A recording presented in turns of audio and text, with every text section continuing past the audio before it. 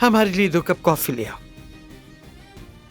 क्या मैं लेकर आऊं अस्मत साहिबा? जमरुद से कहा है मैंने दो। हाँ जमरुद, तुम रुको। आइंदा जमरुद से इस किस्म के काम मत कहिएगा दादी जान। मेरी जान, तुम भी बैठ जाओ। मैं भूला नहीं हूं अब तक मुझे तुमने कितने जख्म दिए हैं। इबरत बना दूंगा तुम्हारी जिंदगी। तुम्हारा वीक पॉइंट तो मैं ढूंढ कर ही रहूंगा। अंदाजा तो हो गया है कहां जरब लगानी है मुझे। मेरी प्यारी जमरुद। शुक्रिया सानिया, मैं तुम्हारी वजह से आजाद हुआ। असल में मिस जमरुद, इन्होंने ही कहा था कि मैं बयान दूं ताकि आप आजाद हो सके। वहां भी था, अपनी बहन पर नजर रखना। पूरे खानदान की इज्जत। क्या तुम्हें शर्म नहीं आई जरा सी भी? मर क्यों नहीं गई तुम? चच्ची, बच्चों को लेकर कमरे में जाइए।